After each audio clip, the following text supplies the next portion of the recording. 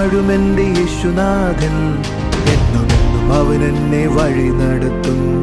എൻ്റെ കൂടെ വാഴും എൻ്റെ യേശുനാഥൻ, എന്നുമെന്നും അവൻ എന്നെ വഴി നടത്തും. ലോകത്തേക്കാൾ വലിയവൻ എൻ്റെ കൂടെ, അതിനാൽ ഞാൻ ലോകത്തെ മറികടക്കും. ലോകത്തേക്കാൾ വലിയവൻ എൻ്റെ കൂടെ, അതിനാൽ ഞാൻ ലോകത്തെ മറികടക്കും. എൻ്റെ കൂടെ വാഴും എൻ്റെ യേശുനാഥൻ, എന്നുമെന്നും അവൻ എന്നെ വഴി നടത്തും.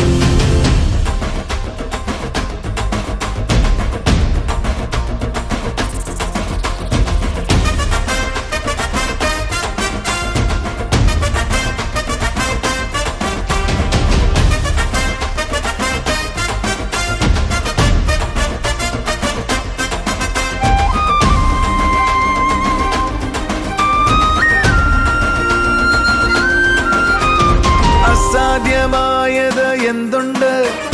അസാധ്യമായത് എന്തുണ്ട്? യേശു കൂടെയുള്ളപ്പോൾ എന്തുണ്ട്? യേശു കൂടെയുള്ളപ്പോൾ എന്തുണ്ട്? അസാധ്യമായത് എന്തുണ്ട്? അസാധ്യമായത് എന്തുണ്ട്? യേശു കൂടെയുള്ളപ്പോൾ എന്തുണ്ട്? യേശു കൂടെയുള്ളപ്പോൾ എന്തുണ്ട്? പട്ടണത്തിൽ അവൻ വന്നാൽ അത്ഭുതമാ, വീട്ടിൽ അവൻ വന്നാലോ ആനന്ദമാ. പട്ടണത്തിൽ അവൻ വന്നാൽ അത്ഭുതമാ, വീട്ടിൽ അവൻ വന്നാലോ ആനന്ദമാ.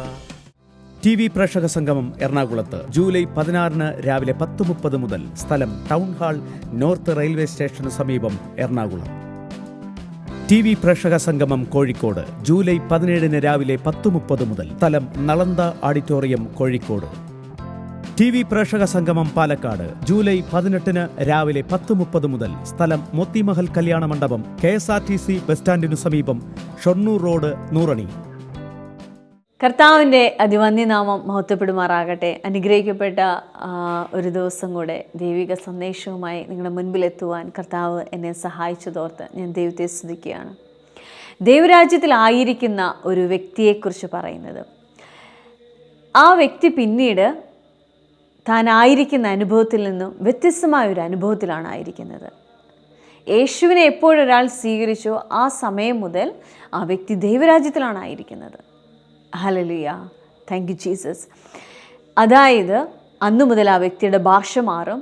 ദൈവം തന്നോട് സംസാരിക്കുന്ന ഭാഷയെ മനസ്സിലാക്കാൻ കഴിയുന്ന വിധത്തിലേക്ക് പരിശുദ്ധാത്മാവ് ആ വ്യക്തിയെ ട്രെയിൻ ചെയ്യാനായി തുടങ്ങും. പരിശുദ്ധാത്മാവ് എല്ലാ വിധത്തിലും കർത്താവിൻ്റെ ഇഷ്ടത്തെ മനസ്സിലാക്കി തരികയും ആ ഭാഷയെ മനസ്സിലാക്കി തരികയും സ്വർഗീയ അനുഭവങ്ങളെ മനസ്സിലാക്കി തരികയും ചെയ്യും. ആ അനുഭവത്തിൽ വളരുന്ന ഒരു വ്യക്തി എല്ലാ വിധത്തിലും സക്സസ്സിലേക്ക് പോകും. ഹല്ലേലൂയ. ഇന്നത്തെ മെസ്സേജ് നിങ്ങളുടെ ലൈഫിനെ മാറ്റട്ടെ, നിങ്ങളുടെ ലൈഫിനെ സ്പർശിക്കട്ടെ, വിവിധ മേഖലകളിൽ അത് നിങ്ങളെ വളർത്തുവാനിടയാകട്ടെ. നമുക്ക് മെസ്സേജിലേക്ക് പോകാം.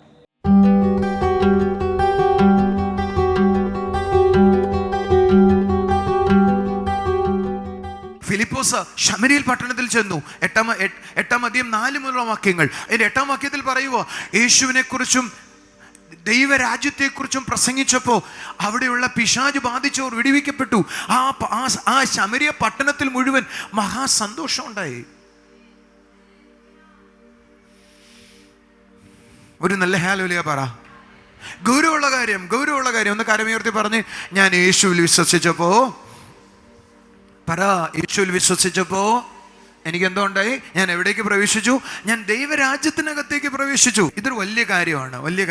കുറച്ചും കൂടെ നന്നായി പറയാനായിട്ട് നിങ്ങൾ എന്നെ സഹായിക്കാം. ബിജു മോനും കൂടെ ഒന്ന് വന്നേ. ഇവിടെ ഒന്ന് വന്നേ. എന്നിട്ട് ഒരു വാതിലാവുന്ന പോലെ നിന്നേ. പൊങ്ങിക്കേ, ഒന്ന് നോക്കിക്കേ. ഞാൻ ലോകത്തിൽ ജീവിച്ചിരുന്ന ആളാ. ശ്രദ്ധിക്കണേ, നിങ്ങൾക്ക് മനസ്സിലാവാനത് പറയുന്നത് കേട്ടോ. ഞാൻ ലോകത്തിൽ ജീവിച്ചിരുന്ന ആളാ. ആ ക്യാമറ പ്രസംഗിക്കുന്നയാള്, അത് എടുക്കുന്നയാള് പ്രസംഗിച്ചു എന്ന് വിചാരിക്കേ. ഞാൻ പ്രസംഗിച്ചു കേട്ടിട്ട് യേശുവിൽ വിശ്വസിച്ചപ്പോൾ ഞാൻ ഇതിനകത്തേക്ക് പ്രവേശിച്ചതുപോലെ ഞാനും നിങ്ങളും യേശുവിൽ വിശ്വസിച്ചപ്പോൾ ഏതിനകത്തേക്ക് പ്രവേശിച്ചു? ഇപ്പം നിങ്ങളും ഞാനും എവിടെയാ പറഞ്ഞേ? പക്ഷേ നമുക്കിപ്പോഴും പ്രോഗ്രസ് ഇല്ല. വായി ഇരുന്നോടവനെ. എന്തുകൊണ്ട് പ്രോഗ്രസ് ഇല്ല? എൻ്റെ കൂടെ എത്തിയ ഒരു നല്ല ഹാലോലയാ പറഞ്ഞേ. നിങ്ങൾ ശ്രദ്ധിച്ചു നോക്കിയാൽ നിങ്ങൾ തമിഴ്നാട്ടിൽ പോയിട്ടുള്ള ആളുകളെന്ന് കരയുയർത്താവോ? തമിഴ്നാട്ടിൽ പോയിട്ടുള്ള ആളുകൾ, വടക്കേന്ത്യ പോയിട്ടുള്ള ആളുകളെന്ന് കരയുയർത്താവോ? വടക്കേന്ത്യ പോയിട്ടുള്ള ആൾ. ഞാനൊരു ചോദ്യം ചോദിച്ചോട്ടെ, നമ്മൾ മലയാളമാണ് സംസാരിക്കുന്നത് അല്ലേ? പക്ഷെ കേരളത്തിന്റെ ബോർഡർ വിട്ടാൽ, ഒരു സ്ഥലം വിട്ടാൽ ഒരു സ്ഥലം എന്തുവാ? കർണാടകയെ സംസാരിക്കാൻ ഒക്കത്തുള്ളൂ. അല്ല, വേറൊരു ബോർഡർ വിട്ടാൽ തമിഴ് സംസാരിക്കാൻ ഒക്കത്തുള്ളൂ. അവിടെ ചെന്ന് നിങ്ങൾ വെള്ളം എന്ന് ചോദിച്ചാ അവരെന്തോന്ന് മറുപടി പറയും? ഒരു കൈ മലർത്തി കാണിക്കും. കുറച്ച് തമിഴ്മാർക്ക് വെള്ളം എന്ന് പറഞ്ഞാൽ അറിയാം, അതുകൊണ്ട് നിങ്ങൾക്ക് തടി വരാൻ പറ്റും. എനിക്കൊരു സംഭവം അതാ പറയാം. ഞാൻ ആദ്യമായിട്ട് തായ്ലൻഡിൽ പോയി വർഷങ്ങൾക്ക് മുമ്പ്, 2005. അവിടെ ഒരു ഇംഗ്ലീഷ് മാസ്റ്റർ എന്നെ വിളിച്ചത്, മീറ്റിങ്ങിന് പ്രസംഗിക്കാൻ പോയി. പോകുന്ന വഴിക്ക് ബില്ലെന്ന് അദ്ദേഹത്തിൻ്റെ പേര്. പോകുന്ന വഴിക്ക് അദ്ദേഹത്തെ പരിചയപ്പെട്ടു, വർത്താനം പറഞ്ഞു. എയർപോർട്ടിൽ നിന്ന് അദ്ദേഹം വിളിക്കാൻ വന്നേ. ഞാൻ അദ്ദേഹത്തോട് ചോദിച്ചു, ഏത് ഭാഷയാണ് അവിടെ സംസാരിക്കുന്നത്? ഇവിടെ തായാണ് സംസാരിക്കുന്നത്. ഒരു തമാശയ്ക്ക് ഞാൻ ആ പാസ്റ്ററോട് ചോദിച്ചു, ഇവിടെ വെള്ളത്തിന് എന്തുവാ പറയുന്നത്? പുള്ളി പറഞ്ഞു, നാം എന്നാ പറയുന്നത്. നാം. അപ്പൊ ഞാൻ പറഞ്ഞു നോക്കി നാം, പക്ഷെ ഏൽക്കുന്നില്ല. പുള്ളി പറഞ്ഞു, അങ്ങനെയല്ല പ്രൊനൗൺസ് ചെയ്യുന്നത്, നാം എന്നാ പ്രൊനൗൺസ് ചെയ്യുന്നത്. അപ്പൊ എനിക്ക് എന്ത് പറഞ്ഞിട്ടും പറ്റിയില്ല. അപ്പൊ തമാശയ്ക്ക് ആ ബില്ലെന്ന് പറഞ്ഞ പാസ്റ്റർ കുറച്ച് പ്രായമുള്ള മനുഷ്യനാണ്. പുള്ളി പറഞ്ഞു, അദ്ദേഹം പറഞ്ഞു, മൂക്കിലോട്ടൊന്ന് പിടിക്കാൻ പറഞ്ഞു. ഞാൻ മൂക്കിലോട്ട് പിടിച്ചു. എന്നിട്ട് പറഞ്ഞു, നാം എന്ന് പറയാൻ പറഞ്ഞു. നാം. ഇതാണ് ആ പ്രൊനൗൺസിയേഷൻ. ഇതെന്താണ് അർത്ഥം? വെള്ളം എന്നാണ് അർത്ഥം. ഞങ്ങൾ വണ്ടിക്കകത്തിരുന്ന് നാം നാം എന്ന് പറഞ്ഞ് ചിരിച്ച് ഊപ്പാട് വന്നു. ഞങ്ങൾ ഹോട്ടലിൽ ചെന്നു. 5 സ്റ്റാർ ഹോട്ടലിലാണ് താമസിക്കുന്നത്, കുറച്ച് വില കൂടിയ ഹോട്ടലിലാണ് താമസിക്കുന്നത്. വെള്ളം കുടിക്കാൻ ദാഹിക്കാൻ തുടങ്ങി. സത്യത്തിൽ നടന്ന കാര്യമോ? ബോട്ടിൽ വെള്ളം ഞങ്ങൾ രണ്ടുപേരും കൂടെ കുടിച്ച് തീർത്തു. റിസപ്ഷനെ വിളിച്ചു. ഞങ്ങൾ പറഞ്ഞു, വി വാണ്ട് വാട്ടർ. അവരെ ഇരിക്കുന്നവന് ഇംഗ്ലീഷ് അറിയത്തില്ല. ഞങ്ങൾ ഇംഗ്ലീഷിലാ പറയുന്നേ. ഒരു വിധത്തിലും അവന് മനസ്സിലാക്കാൻ വയ്യ. അവൻ തിരിച്ചു പറയുന്നുണ്ട്, വെയിറ്റ് വെയിറ്റ് വെയിറ്റ്. അവൻ അറിയാവുന്ന ഏക വാക്ക്. കാരണം അവിടുത്തെ ഇംഗ്ലീഷ് അറിയാവുന്ന ഒരുത്തനേ ഉള്ളൂ മാനേജര്. അവൻ ഊണ് കഴിക്കാൻ പോയിരിക്കുക. എപ്പോൾ വരുമെന്ന് അറിയത്തില്ല. ഇവൻ പറഞ്ഞാൽ പറയും, ഫോണ് വിളിച്ച് എടുത്താൽ പറയും, വെയിറ്റ് വെയിറ്റ് വെയിറ്റ്. അവനാകെ അറിയാവുന്ന ഭാഷ വെയിറ്റേ ഉള്ളൂ. ഞങ്ങൾ എന്നാ ചെയ്തെന്നറിയോ? നമ്മള് ബില്ലെന്ന് പറയുമ്പോൾ പാസ്റ്റർ പഠിച്ച നല്ല കാര്യം, ഞാൻ മൂക്കെ പിടിച്ചു. തമാശക്കാണെങ്കിലും നാം എന്ന് പറഞ്ഞു. തിരിച്ചും പറഞ്ഞു. അവന് മനസ്സിലായി സാധനം എന്തോന്ന് പിടികിട്ടി. 5 മിനിറ്റ് കഴിഞ്ഞ വെള്ളം റൂമിൽ വന്നു. ഞാന് മലയാളമായിട്ട് തായ്ലൻഡിൽ ചെന്ന് സംസാരിച്ച തായ്ലൻഡിലുള്ള ഒരാൾക്ക് എന്നെ മനസ്സിലാവത്തില്ല. അല്ല, നമ്മുടെ ഇന്ത്യയിലെ നോർത്ത് ഇന്ത്യയിലേക്ക് പോയാൽ ഹിന്ദി സംസാരിക്കുന്ന, അല്ലെങ്കിൽ ആന്ധ്രാപ്രദേശിലേക്ക് പോയിട്ട് മലയാളം പറഞ്ഞാൽ മനസ്സിലാവത്തില്ല. അവിടുത്തെ ഭാഷ ആന്ധ്ര തെലുങ്കാണ്, മനസ്സിലാവത്തില്ല. സോ സത്യത്തിൽ നമ്മൾ ദൈവരാജ്യത്തിനകത്താണ് പ്രവേശിച്ചതെങ്കിലും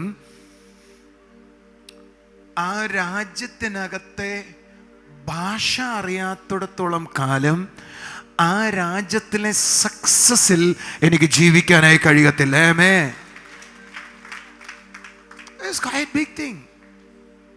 ഒരു നല്ല ഹല്ലേലൂയ പറഞ്ഞാട്ടെ.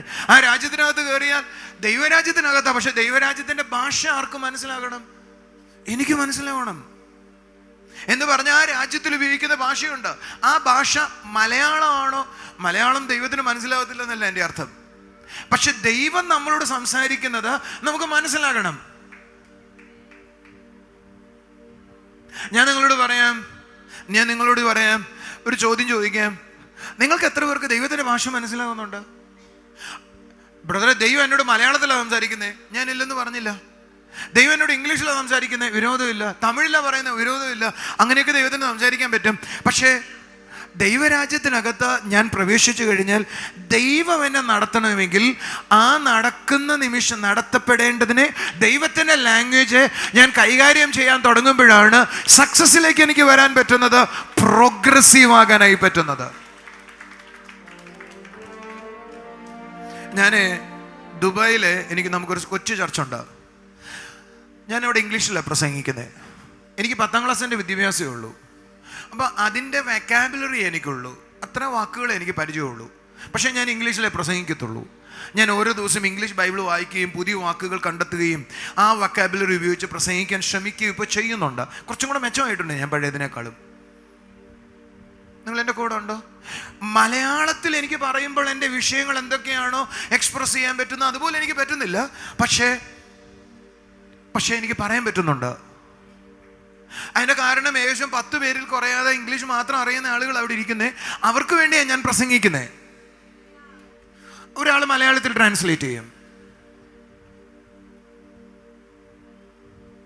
പക്ഷെ ഭാഷ അപ്പോൾ വലിയൊരു കാര്യമാണ്. അടുത്തിരിക്കുന്നവരോട് ചോദിച്ചേ, ദൈവത്തിൻ്റെ ഭാഷ എന്തുവാ? ഹിന്ദി ആയിരിക്കും, ഇംഗ്ലീഷ് ആയിരിക്കും? അപ്പൊ നിങ്ങളുടെ ഉള്ളിൽ ആദ്യത്തെ ഒരു സംശയം വരുന്നത് ദൈവം നമ്മളോട് മലയാളത്തിൽ സംസാരിക്കത്തില്ലേ എന്ന്. തീർച്ചയായും. ഒരു ഹല്ലേലൂയ പറഞ്ഞാട്ടെ. നിങ്ങൾ ശ്രദ്ധിച്ചേ, അന്ത്യകാലത്ത് യോഹന്നാൻ, ഞാൻ വേഗത്തിൽ പറഞ്ഞ് അവസാനിപ്പിക്കാനായി ശ്രമിക്കുക. അപ്പോസ്തലപ്രവൃത്തി 2:17 വാക്യം. അന്ത്യകാലത്ത് ഞാൻ സകല ജഡത്തിൻ്റെ മേലും എൻ്റെ അഭിഷേകത്തെ പകരും, ആത്മാവിനെ പകരും. എന്തിന് പകരും? എന്തിന് പകരും? ശ്രദ്ധിക്കണേ, എന്തിന്? എല്ലാവരും പറഞ്ഞേ, എന്തിന് പകരും? അന്ത്യകാലത്ത് ഞാൻ സകല ജഡത്തിൻ്റെ മേൽ എൻ്റെ ആത്മാവിനെ പകരും. അടുത്ത വാചകം കണ്ടോ, നിങ്ങളുടെ പുത്രന്മാരും പുത്രിമാരും പ്രവചിക്കും എന്ന് പറഞ്ഞാൽ അർത്ഥം എന്തുവാ? ആത്മാവ് വന്നു കഴിയുമ്പോൾ മറ്റൊരാൾക്ക് എന്ത് സംഭവിക്കാൻ പോകുന്നു എന്നോ എൻ്റെ ജീവിതത്തിൽ എന്ത് സംഭവിക്കാൻ പോകുന്നു എന്നോ എനിക്ക് മനസ്സിലായിട്ട് ഞാനത് പറയാൻ തുടങ്ങുമെന്ന്.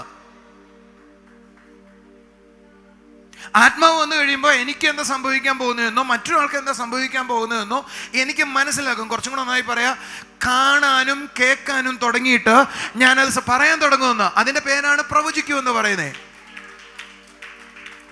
അപ്പൊ പരിശുദ്ധാത്മാവ് വന്നു കഴിയുമ്പോൾ ഏറ്റവും ആദ്യം ഉണ്ടാകുന്നത്, ഞാൻ കാണാനും കേൾക്കാനും തുടങ്ങിയിട്ട് എനിക്കെന്ത് സംഭവിക്കുമെന്നോ മറ്റൊരാൾക്ക് എന്ത് സംഭവിക്കുമെന്നോ ഞാൻ പറയാൻ തുടങ്ങും, കേൾക്കാൻ തുടങ്ങും. അടുത്ത വാചകം പറയുക, നിങ്ങളുടെ വൃദ്ധന്മാർ സ്വപ്നങ്ങൾ കാണാൻ തുടങ്ങും എന്ന് പറഞ്ഞാൽ ദൈവം ആത്മാവിനെ പകരുന്നത്. ശ്രദ്ധിക്കണേ, ഞാൻ ദൈവരാജ്യത്തിനകത്തേക്ക് പ്രവേശിച്ചാൽ ദൈവം തൻ്റെ ആത്മാവിനെ പകരുന്നത്, ആ പകരുന്നതിൻ്റെ ഉദ്ദേശം ദൈവവുമായിട്ട് എനിക്ക് കമ്മ്യൂണിക്കേറ്റ് ചെയ്യാനാണ്.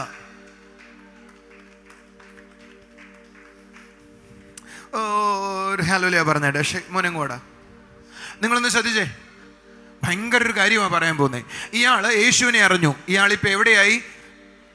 ദൈവരാജ്യത്തിനകത്തേക്ക് പ്രവേശിച്ചു. തിരിഞ്ഞു കേക്കടാ, ദൈവരാജ്യത്തിനകത്ത് പ്രവേശിച്ചു. അയാളിപ്പോൾ എവിടെയാ? ഇവിടുത്തെ ലാംഗ്വേജ് ദൈവത്തിൻ്റെ ലാംഗ്വേജാ. ഈ ലാംഗ്വേജ് ദൈവത്തിന് മനസ്സിലാക്കി ദൈവം സംസാരിക്കുന്നവന് മനസ്സിലാക്കണം. അതിനെന്ത് ചെയ്തു? പരിശുദ്ധാത്മാവിൻ്റെ അഭിഷേകത്തെ പകർന്നു. ഇനി ഞാൻ പറയുന്ന വാചകം നിങ്ങളുടെ തലയിൽ നന്നായിട്ടിരിക്കണം.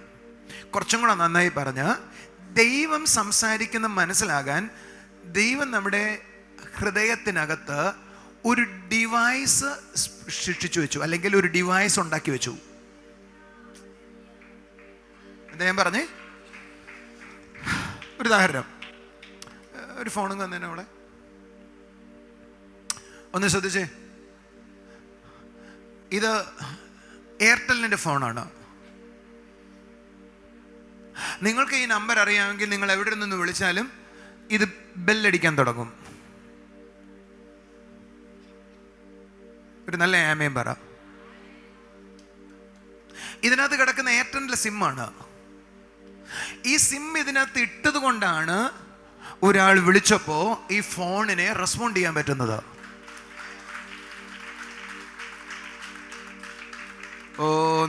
നിങ്ങൾ വിചാരിച്ചു നോക്കി, ഇതിൽ നിന്ന് ഞാൻ സിം എടുത്ത് കളഞ്ഞു, നിങ്ങൾ എത്ര വിളിച്ചാലും ഈ ഫോണിന് ആൻസർ ചെയ്യാൻ പറ്റത്തില്ല. അയ്യോ ഞാൻ വിളിക്കുന്നുണ്ട് ബ്രദറെ, പക്ഷെ സിമ്മില്ല ബ്രദറെ. സിം ഇടുന്നത് വരെ ഈ ഫോൺ എത്ര മനോഹരമാണെങ്കിലും എത്ര വില കൂടിയതാണെങ്കിലും ആ ഫോണിനകത്ത് റെസ്പോണ്ട് ചെയ്യാൻ പറ്റത്തില്ല. ഫോൺ റിസീവ് ചെയ്യാനോ അങ്ങോട്ട് മറുപടി പറയാനോ പറ്റത്തില്ല. ഫോൺ എപ്പോഴാണ് മറുപടി പറയാനും റിസീവ് ചെയ്യാനും തുടങ്ങുന്നതെന്ന് പറയാമോ നിങ്ങൾക്ക്? എപ്പോഴാണോ സിം ഇതിനകത്ത് വീണത് അപ്പോൾ മുതൽ ഇത് റിസീവ് ചെയ്യാനും അതിനകത്തോട് സംസാരിക്കാനും പറ്റും. ശ്രദ്ധിക്കൂ, ദൈവരാജ്യത്തിനകത്ത് വന്ന ഒരാളുടെ അകത്ത് സിമ്മിട്ട ദിവസമാണ് പരിശുദ്ധാത്മാവിന്റെ അഭിഷേകം പ്രാപിച്ച ദിവസം. എന്നാ അയാളുടെ അകത്ത് എന്തിട്ടു? സിമ്മിട്ടു. ഒരു നല്ല ഹല്ലേലൂയ പറഞ്ഞേ, ഒരു നല്ല ആമേൻ പറഞ്ഞേ. ഇപ്പൊ ഇയാളുടെ അകത്ത് എന്തോ ഉണ്ട്? സിമ്മുണ്ട്. ഒരു ഉറക്കെ പറ, ഒരു ആമീൻ പറഞ്ഞേ. നിങ്ങളുടെ അകത്ത് എന്തോ ഉണ്ട്? സിമ്മുണ്ട് എന്ന് പറഞ്ഞാൽ എന്തോ ഉണ്ട്? പരിശുദ്ധാത്മാവിനെ സ്വീകരിച്ച ദിവസം മുതൽ ദൈവത്തിന് സംസാരിക്കാനുള്ള ഒരു ഡിവൈസ് ഇതിനകത്തുണ്ട്. ആ ദിവസം മുതൽ നിങ്ങൾക്ക് ദൈവത്തിന്റെ ശബ്ദം ഡീകോഡ് ചെയ്യാം.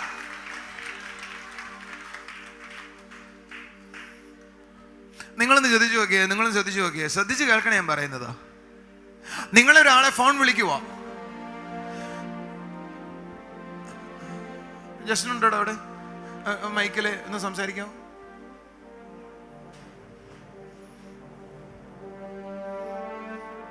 എന്താ ബ്രദർ എന്ന് ചോദിച്ചേ? ഹലോ, എന്തുണ്ട് വിശേഷം ബ്രദർ? നിങ്ങൾ ശ്രദ്ധിച്ച മൈക്ക് ഫോൺ തന്നെ നിങ്ങൾക്ക് മനസ്സിലാവാൻ പറയുക കേട്ടോ. ഒന്ന് പറഞ്ഞിട്ടാ. ഹലോ ബ്രദർ, പിടിക്ക.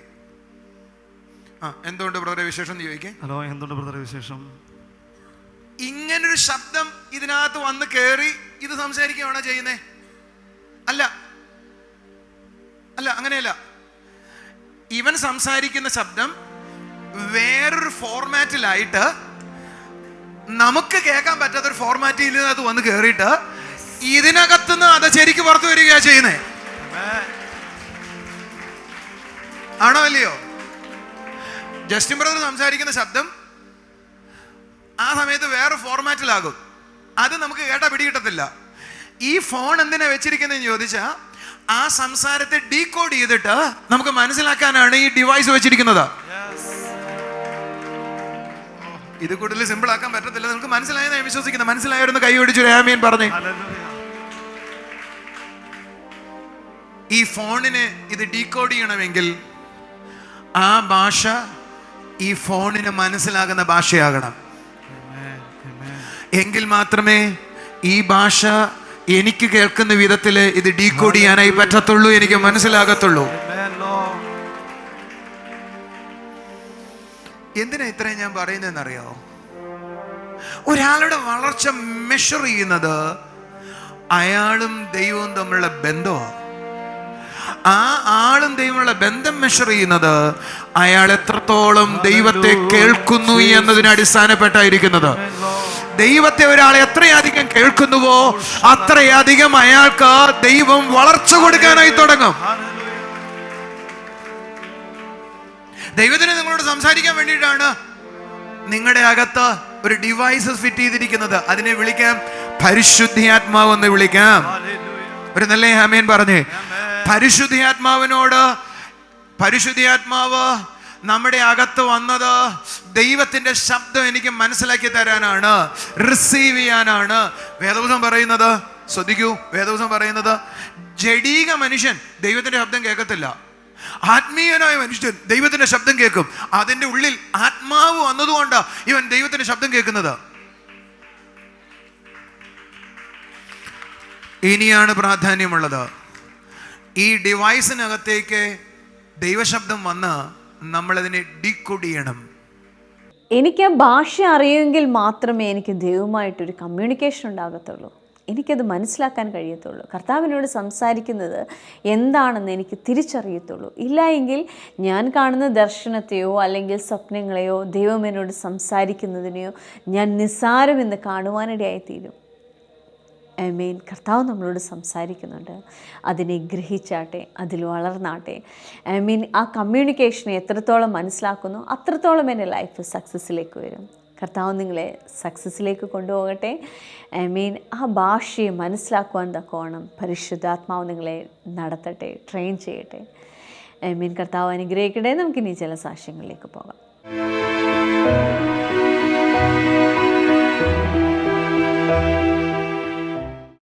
ബ്രദറെ, സിസ്റ്ററിൻ്റെ പേര് ലിജി സാജൻ. ഇവർ വരുന്ന വൈക്കൽ നിന്നാണ് വരുന്നത്. ഇത് മരണത്തിൽ നിന്ന് ജീവനിലേക്ക് മടങ്ങി വന്നൊരു അത്ഭുത സാക്ഷ്യമായിട്ടാണ് ഈ സിസ്റ്റർ നമ്മുടെ മുമ്പിലായിരിക്കുന്നത്. ഈ സിസ്റ്റർ പറയുന്നത് ഓട്ടോയിൽ പോകുന്ന സമയത്ത് ഒരു ബസ് വന്ന് കൂട്ടിയിടിച്ചു. സിസ്റ്റർ പറയുന്നത് ഗോകുലം മെഡിക്കൽ കോളേജിൽ ICUലായിരുന്നു. അവർ വിശ്വാസത്തോടെ നമ്മുടെ ചർച്ചിൽ വിളിച്ച് പ്രാർത്ഥിക്കുവാനെ കൊണ്ട് ഇടയായി തീർന്നു. അതിനെ തുടർന്ന് സിസ്റ്ററിന് വിടുതലുണ്ടായി, പക്ഷേ പൂർണ്ണമായിട്ടുണ്ടായിരുന്നില്ല, ഓർമ്മശക്തി കുറവായിരുന്നു. എന്നാൽ നമ്മുടെ ചർച്ചിൽ വന്നു ബ്രദറിനെ കൊണ്ട് പ്രാർത്ഥിച്ചതിന് ശേഷം പരിപൂർണമായി ഓർമ്മശക്തി മടങ്ങി വന്നു, പരിപൂർണമായി സൗഖ്യത്തിലേക്ക് വന്നു എന്ന് സാക്ഷ്യപ്പെടുത്തുന്നു. ഡ്രൈവർ മരിച്ചുപോയി. വൈക്കത്തെ ആക്സിഡൻറ്റ് നമുക്ക് എല്ലാവർക്കും അറിയാം. എനിക്ക് തോന്നുന്നു അന്ന് എൻ്റെ മകൾ എന്നെ വിളിക്കുമ്പോൾ, ജിജോ ബ്രദർ എന്നെ വിളിക്കുമ്പോൾ എനിക്ക് തോന്നുന്നു ഇവരും വളരെ സീരിയസ് ആയൊരു സിറ്റുവേഷനിലാണ്. എനിക്ക് തോന്നുന്നു ഒരു സൈഡ് അകത്തോട്ട് കയറിപ്പോയി, ഈ സൈഡല്ലേ അകത്തോട്ട് കയറിപ്പോയി. നമുക്ക് കാണാൻ കഴിയാത്തൊരു സാഹചര്യമായിരുന്നു. ഈ മോളുടെ ലിവറിന് പൊട്ടലുണ്ടായി. എന്നാൽ എനിക്കിന്നും ഓർമ്മിക്കാൻ കഴിയും, ഞാൻ പ്രാർത്ഥിക്കുമ്പോൾ പരിശുദ്ധാത്മാവിനോട് പറഞ്ഞു, ഇന്ന് ഒരു മെഡിക്കൽ ICU യൂണിറ്റിലാണ്, ആ സെക്കൻഡിൽ ഒരു അത്ഭുതം ഉണ്ടാവുമെന്ന് പറഞ്ഞു. എനിക്ക് തോന്നുന്നു ജിജോ ബ്രദർ അവിടെ ഉണ്ട്. ആ സെക്കൻഡിൽ ചില കാര്യങ്ങൾ സംഭവിച്ചു. ഇവരുടെ ബോധം തിരിച്ചു വന്നു. എനിക്ക് തോന്നുന്നു വിത്തിൻ 5 മിനിറ്റിനകത്ത് വ്യത്യാസം ഉണ്ടാകുന്ന വിധത്തിൽ ദൈവം ചിലത് ചെയ്യുവാനായി തുടങ്ങി. കർത്താവ് ചെയ്യുന്ന അത്ഭുതത്തിന് നമുക്കൊന്ന് കൈ അടിച്ച് കർത്താവിന് നന്ദി പറയാം. കർത്താവ് ചെയ്യുന്ന അനുഗ്രഹത്തിന് നന്ദി പറയാം. ഈ കുടുംബത്തെ അനുഗ്രഹിച്ചാട്ടെ. ആമേൻ. സന്തോഷമായിട്ട് പോയാട്ടെ. ബ്രദറിന്റെ പേര് രാമചന്ദ്രൻ, കൊട്ടാരക്കരയിൽ നിന്നാണ് വരുന്നത്. ബ്രദർ പറയുന്നത് ബ്രദർ ജോലിയില്ലാതെ വളരെയധികം ഭാരപ്പെട്ട് 2 ആഴ്ചയ്ക്ക് മുൻപ് ചർച്ചിൽ വന്നിരുന്നു.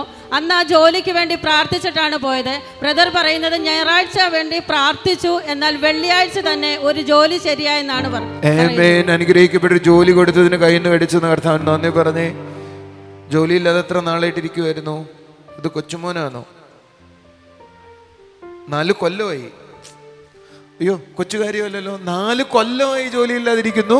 പ്രാർത്ഥിച്ചതിൻ്റെ പിറ്റേ അല്ലെങ്കിൽ 4 ദിവസം കഴിഞ്ഞപ്പോൾ എനിക്ക് ജോലിയായി.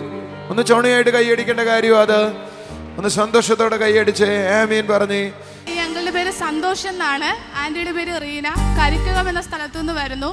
കർത്താവ് ഈ അങ്കിളുടെ ജീവിതത്തിൽ ചെയ്ത വലിയൊരു അത്ഭുത പ്രവൃത്തി നമ്മുടെ മുന്നിൽ പറയാനാണ് നിൽക്കുന്നത്.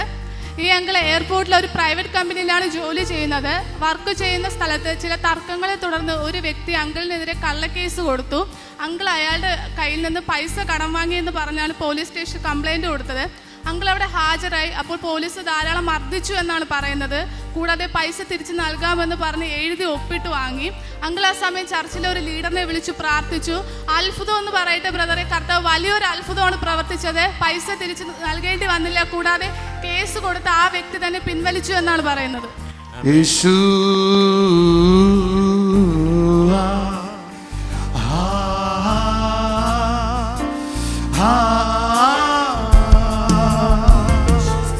യേശു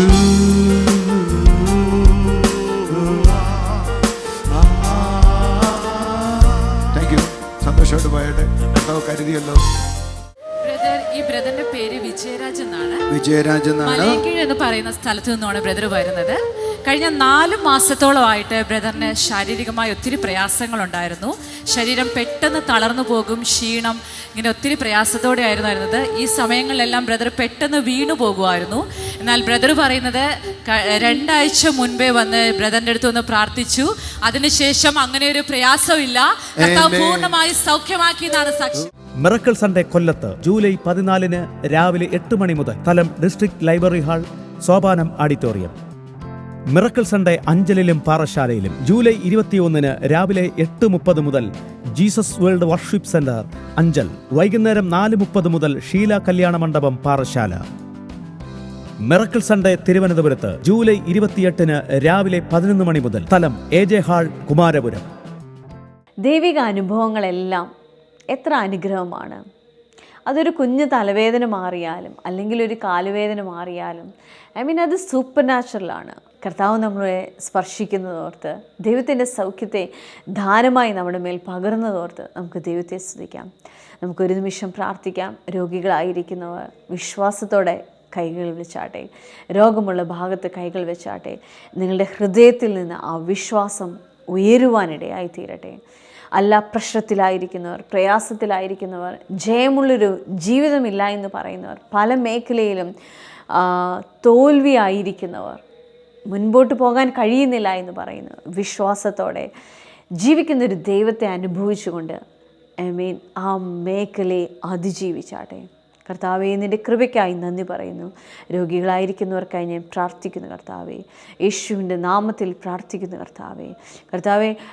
കർത്താവിനോട് പറയുകയാണ്, നന്നായി മെലിഞ്ഞിരിക്കുന്നൊരു വ്യക്തി, ഇരുനിറത്തിൽ താഴെയായിരിക്കുന്ന ഒരു വ്യക്തി, ആ വ്യക്തി തൻ്റെ ശരീരത്തെ പ്രതി പ്രയാസത്തോടായിരിക്കുന്നത്, തൻ്റെ ശരീരം മെലിയുന്നതിനെ പ്രതി പ്രയാസത്തോടാണ് ആയിരിക്കുന്നത്. ആ വ്യക്തിയെ കർത്താവ് തൊടുകയാണ് യേശുവിൻ്റെ നാമത്തിൽ കർത്താവേ. അപ്പോൾ ആ പൂർണ്ണമായ ഒരു സൗഖ്യത്തിലേക്ക് വരട്ടെ അപ്പാ.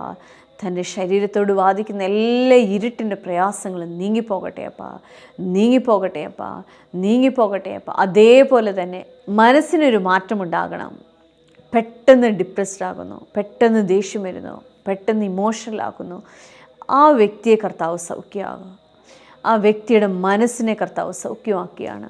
താൻ നിമിത്തമുണ്ടാകുന്ന എല്ലാ വീട്ടിലെ വഴക്കും പ്രശ്നങ്ങളും എല്ലാം യേശുവിൻ്റെ നാമത്തിൽ നീങ്ങിപ്പോകുവാൻ തക്കവണ്ണം കർത്താവിൻ്റെ ഒരു സൗഖ്യം ആ വ്യക്തിയുടെ മേൽ വരികയാണ്.